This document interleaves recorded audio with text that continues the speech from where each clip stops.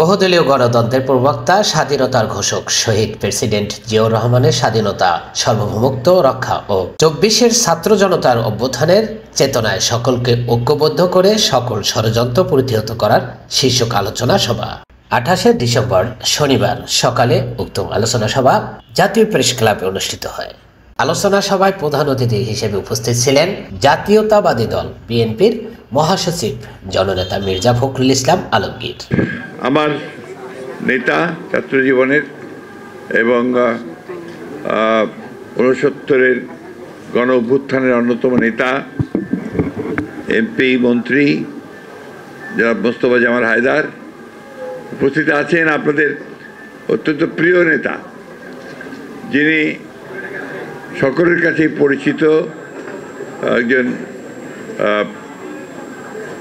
৯০-এর ছাত্র অভ্যুত্থানের অন্যতম নায়ক এবং সাবেক এমপি মন্ত্রী জনাব আমানুল্লাহ আমান সহ। প্রিয় বন্ধুগণ, আজকে আলোচনার যে বিষয়বস্তু হয়েছে এটা অনেক বিশাল আলোচনার বিষয়বস্তু, যেটা আলোচনা করতে অনেক সময় প্রয়োজন। তবে এইটুকু আমি বলতে পারি যে বর্তমান প্রেক্ষিতে শহীদ প্রেসিডেন্ট জিয়াউর রহমানের নামটা অত্যন্ত প্রাসঙ্গিক। কারণ শহীদ প্রেসিডেন্ট জিয়াউর রহমান সেই সময়ই আমাদের সামনে এসেছিলেন যখন এই জাতির সবচেয়ে দুঃসময় ছিল। ১৯৭১ সালের ২৫শে মার্চে পাক হানাদার বাহিনী যখন এই দেশের মানুষের উপরে ঝাঁপিয়ে পড়েছিল, গণহত্যা করছিল সারা দেশে, সেই সময়ে আমরা দিশেহারা হয়ে গিয়েছিলাম। সেই তখনই একজন অখ্যাত মেজর জিয়া, যার কণ্ঠ, যার গলা আমাদের সমস্ত বাংলাদেশে ছড়িয়ে পড়েছিল, আপনার একেবারে ইথারে মানুষকে অনুপ্রাণিত করেছিল। তার যে বক্তব্যটা ছিল সেটি হচ্ছে যে বাংলাদেশের স্বাধীনতা ঘোষণা করা, পাক হানাদার বাহিনীর বিরুদ্ধে যুদ্ধে অবতীর্ণ হওয়া এবং সংগ্রাম করা, লড়াই করা, যুদ্ধ করা মুক্তির জন্য। এইটাই শুরু হয়েছিল আপনার আমাদের সেই বাংলাদেশের স্বাধীনতা যুদ্ধ। এই কথা অস্বীকার করবার কোনো উপায় নেই। যদিও বিগত বছরগুলোতে প্রচেষ্টা করা হয়েছে এই স্বাধীনতার যে মহান ঘোষক শহীদ প্রেসিডেন্ট জিয়াউর রহমানের নাম মুছে ফেলবার, কিন্তু ইতিহাসের কি অমোঘ বিধান দেখুন। যারা চেষ্টা করেছে, মুছে দিয়েছে জিয়াউর রহমানের নাম বিভিন্ন জায়গা থেকে, সেখানে প্রতিস্থাপন করেছে তাদের নেতার মূর্তি অথবা নাম, আজকে জনগণই সেটাকে তুলে ফেলে দিয়ে এখন আবার দেখবেন যে সেই জিয়াউর রহমান নাম তাদের হৃদয়ের মধ্যে পতিত হয়ে গেছে।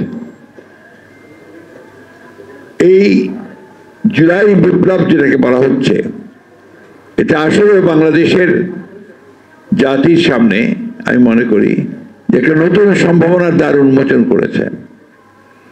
এই জুলাই বিপ্লবের মধ্য দিয়ে যে পরিবর্তনটি সৃষ্টি হয়েছে, ফ্যাসিস্ট হাসিনা যে পালিয়ে গেছেন এবং আওয়ামী লীগের যে পতন হয়েছে, ফ্যাসিবাদের যে পতন হয়েছে, এটা বাংলাদেশকে নতুন করে নির্মাণ করবার, গড়ে তুলবার একটা অভূতপূর্ব একটা সুযোগ আমাদের সামনে এনে দিয়েছে।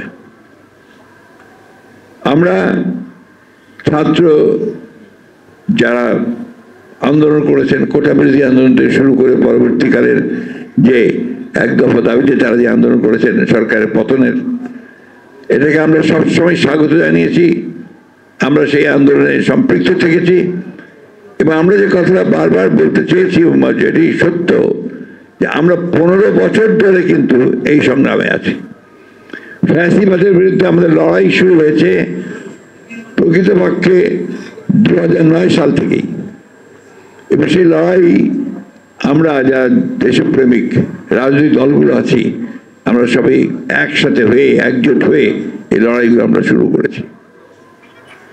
আমি দীর্ঘ আলোচনা যাব না, আমি শুধু আপনাদেরকে এইটুকু বলতে চাই যে ফ্যাসিবাদী আওয়ামী লীগ তারা অত্যন্ত সুপরিকল্পিতভাবে, সচেতনভাবে বাংলাদেশের গণতন্ত্রকে দ্বিতীয়বার হত্যা করে তাকে একদলীয় শাসন ব্যবস্থা প্রবর্তন করতে চেয়েছিল। আমাদের মধ্যে অনেকেই আপনার কতগুলো জায়গায় আমরা ভুলে যাই যে আওয়ামী লীগ হচ্ছে সেই আওয়ামী লীগ যার নেতা ছিলেন শেখ মুজিবুর রহমান, যিনি 1971 সালের আগে পর্যন্ত আমাদের কাছে অবিসংবাদী নেতা ছিলেন। এবং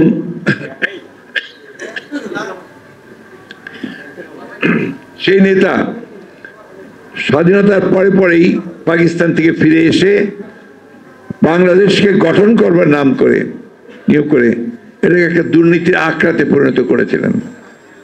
এবং অতি অল্প সময়ের মধ্যে তাদের দুঃশাসন এমন একটা পর্যায়ে গিয়ে পড়েছিল, দুর্নীতি, যে এই দেশে আপনার একটা ভয়ঙ্কর একটা ভয়াবহ একটা দুর্ভিক্ষ হয়েছিল, যেখানে লক্ষাধিক মানুষ মৃত্যুবরণ করেছিল।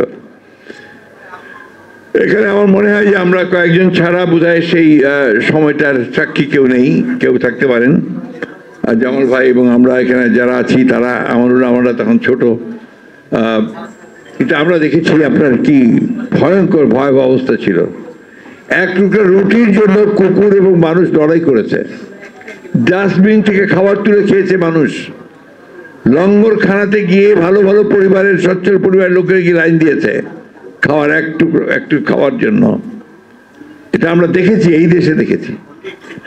আমরা দেখেছি যে একজন মহিলা নাম বাসন্তী, পত্রিকা এসেছিল ইত্তেফাকে বিরাট করে ছবি দিয়ে, সে তার লজ্জা নিবারণের জন্য একটু কাপড় পায়নি, সে মাছ ধরার জাল দিয়ে তার লজ্জা নিবারণ করেছিল, জড়িয়ে শরীরে জড়িয়ে। এই সময়ে তৈরি করেছিল আওয়ামী লীগ এবং নেতৃত্ব ছিল শেখ মুজিবুর রহমান। এই কথাটা আমরা বারবার বলতে হয়, মনে করিয়ে দিতে হয়। আমরা এই কথাগুলো বহুবার বলেছি। আওয়ামী লীগ একটা দল, যে দলটি গণতন্ত্রে কোনোদিনই বিশ্বাস করতো না, কিন্তু গণতন্ত্রের কথা বলতো, আর যখনই ক্ষমতা পেত তখনই ফ্যাসিবাদের দিকে চলে যেত। এবং আপনারা তো এখন এই কয়েক বছর দেখেছেন অনেকে থাকে, আমরা দেখেছি সেই সময়, তখন তো আরো ভয়াবহ ছিল। নাম উচ্চারণ করা যাবে না, ভিন্ন নাম, এক নেতা এক দেশ, বঙ্গবন্ধুর বাংলাদেশ, এই ছিল স্লোগান। আর দফা এক, দাবি এক, সবকিছু মুজিবের দাবি, মুজিববাদ। তখন আপনার মুজিববাদ নতুন করে আসলো এবং এর বাইরে কেউ কথা বলতে পারবে না, এই অবস্থা তখন ছিল। এবং এই কারণেই তখন জাসদের সৃষ্টি হয়েছিল। ওই আওয়ামী লীগ থেকেই তরুণ কিছু নেতা তারা এর বিরোধিতা করে বেরিয়ে এসেছিলেন, রব সাহেবের নেতৃত্বে, জলিল সাহেবের নেতৃত্বে, এবং পেছনে সিরাজুল আলম খান সাহেব ছিলেন। এটা তখন প্রয়োজন জনগণের আকাঙ্ক্ষাকে পূরণ করবার জন্য তারা বেরিয়ে এসেছিলেন, কিন্তু তারাও টিকতে পারেননি। অতি অল্প সময়ের মধ্যে তাদেরকে নিশ্চিহ্ন করা হয়েছে। রক্ষী বাহিনী তৈরি করা হয়েছিল একটা। আমরা কেন জানি না, জাতি শুধু ভুলে যাই। সেই রক্ষী বাহিনী দিয়ে নির্মম অত্যাচার, নির্যাতন, এখানে জামাল হায়দার ভাইরা আছেন, তাদের অনেক ছেলেকে সেদিন হত্যা করা হয়েছে, সিরাজ শিকদারকে হত্যা করা হয়েছে। এই যে আপনার গুম করে হত্যা করা অথবা আপনার বিনা বিচারে হত্যা করা, এই শেখ মুজিবের আমলেই শুরু হয়েছে। এই কথা অস্বীকার করার কোনো উপায় নেই। আজকে এই যে আওয়ামী লীগ, তারই আপনার সেই সময়টারই তারা প্রতিনিধিত্ব করছে। পরের আওয়ামী লীগ আছে, আপনারা লিখেছেন, আমরা 12 সাল থেকে লড়াই শুরু করেছি, সংগ্রাম শুরু করেছি, আমরা একটার পর একটা আন্দোলন করেছি, মুভমেন্ট করেছি, এবং সব শেষে আমরা সমস্ত রাজনৈতিক দলগুলো মিলে, দেশপ্রেমিক দলগুলো মিলে আমরা যুগপৎ আন্দোলন করার সিদ্ধান্ত নিয়েছি। আমরা জোট ভেঙে দিয়েছিলাম, কিন্তু আমরা যুগপৎ আন্দোলন আমরা শুরু করেছি। এবং সেই এরও আগের একটু বলতে চাই, কারণ এখন সংস্কার নিয়ে অনেক কথা হচ্ছে। 2016 সালে দেশনেত্রী বেগম খালেদা জিয়া তিনি প্রেস কনফারেন্স করে, এবং মনে আছে ওয়েস্টিনের প্রেস কনফারেন্স হয়েছিল, সেই ওয়েস্টিনের প্রেস কনফারেন্স করে তিনি ভিশন 2030 একটা ডকুমেন্ট দিয়েছিলেন, এবং সেখানে সংস্কারের কথা পরিষ্কার করে বলা ছিল। সেখানেই বলা ছিল, প্রস্তাবটা দেওয়া হয়েছিল যে প্রধানমন্ত্রী এবং রাষ্ট্রপতির যে ক্ষমতা, সেই ক্ষমতার ভারসাম্য আনতে হবে। একই ব্যক্তিকে অতিরিক্ত ক্ষমতা দেওয়া যাবে না, একই ব্যক্তি পরপর 2 বারের বেশি প্রধানমন্ত্রী হতে পারবেন না, এবং দ্বিকক্ষ বিশিষ্ট পার্লামেন্ট, এটাও কিন্তু 2016তেই ওই ভিশন 2030-তে দেওয়া হয়েছিল। দেশটা বেগম খালেদা জিয়া জাতির সামনে প্রস্তাব দিয়েছিলেন, আরো অনেকগুলো বিষয় ছিল।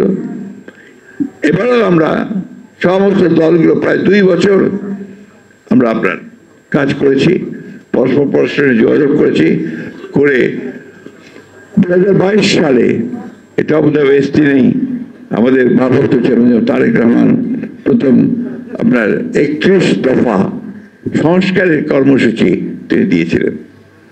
এটা নিশ্চয়ই আমাদের সাংবাদিক ভাইদের মনে আছে, আপনাদের মনে থাকার কথা। সেই 31 দফা নিয়ে আমরা কাজ করেছি। আমরা শুধু দফাটাকে প্রকাশ করে ক্ষান্ত হইনি, আমরা সারা বাংলাদেশ জুড়ে এই সংস্কারের কথা নিয়ে আমরা সভা করেছি, আলোচনা করেছি, আমরা মানুষকে বোঝানোর চেষ্টা করেছি যে আমাদের সংস্কার দরকার। তার মধ্যে প্রধান বিষয়গুলো ছিল এইগুলোই, যে আপনার প্রধানমন্ত্রী আর রাষ্ট্রপতির ক্ষমতার ভারসাম্য, একটি ব্যক্তি পরপর 2 বারের বেশি প্রধানমন্ত্রী না হওয়া, আপনার এই দ্বিকক্ষ বিশিষ্ট পার্লামেন্ট, জুডিশিয়ারি নষ্ট হয়ে গিয়েছে, সেই জুডিশিয়ারিকে ঠিক করার জন্য judicial commission, election commission, election নির্বাচন ব্যবস্থা ধ্বংস হয়ে গিয়েছে, তার জন্য ইলেকশন কমিশন, এগুলো আমরা প্রস্তাব ছিল আমাদের সেই দফাতে। একই সঙ্গে আমাদের প্রস্তাব ছিল যে শ্রমিক ভাইদের ন্যায্য মজুরি প্রতিষ্ঠা করা যে হয় না, তাদের দাবিগুলো মানা হয় না এবং তাদের জীবনযাপন অত্যন্ত কঠিন, সেই বিষয়গুলো আমরা সেখানে নিয়ে এসেছিলাম এবং তাদের জীবনযাত্রার মান যেন উন্নত হয় তার ব্যবস্থা করার কথা বলা হয়েছিল। কৃষকেরা তাদের ফসলের ন্যায্য মূল্য যেন পায়, একই সঙ্গে যেন সে সহজভাবে কাজ করে তার ব্যবস্থা করার কথা বলা হয়েছিল। শিক্ষা ব্যবস্থাকে উন্নত করবার জন্য, মানসম্মত করার জন্য, সেটা ওখানে আমরা বলেছি। আমরা স্বাস্থ্য ব্যবস্থা, সেখানে আমরা একটা নতুন বিষয় দিয়েছিলাম যে ইংল্যান্ডে যেমন আছে ন্যাশনাল হেলথ সার্ভিস, ঠিক সেইভাবে বাংলাদেশে আমরা একটা বাংলাদেশ হেলথ সার্ভিস করার প্রস্তাব দিয়েছি, যেখানে আপনার প্রতিটি মানুষ যেন হেলথ সার্ভিস পান সেটাকে নিশ্চিত করার জন্য আমরা বলেছি। সুতরাং সংস্কার কোনো নতুন ধারণা নয়। কেউ যদি দাবি করেন যে আমরা এই সংস্কারের দাবি নিয়ে এসেছি, সেটা ভুল। সংস্কার একটা চলমান প্রক্রিয়া, প্রতি মুহূর্তে এই সংস্কার হচ্ছে, সেই সংস্কারের ধারা চলতে থাকবে। সেই জন্য তো নির্বাচন বন্ধ হয়ে থাকতে পারে না। সেই মুহূর্তে তো দিনের পর দিন আমরা একটা অনির্বাচিত সরকারের হাতে দেশ চালাতে দিতে পারি না। সে কারণেই আমরা যখন কথা বলি যে আমরা নির্বাচনটাকে তাড়াতাড়ি চাই, আমাদের সম্পর্কে ভুল একটা ব্যাখ্যা নেওয়া হয় যে বিএনপি তাড়াতাড়ি নির্বাচন চাচ্ছে ক্ষমতায় যাওয়ার জন্যে। ক্ষমতায় তো আমরা আগেও ছিলাম ভাই, 2বার 3বার ছিলাম, তোমার আল্লাহ চাই তো আমরা আবার ক্ষমতায় যাব।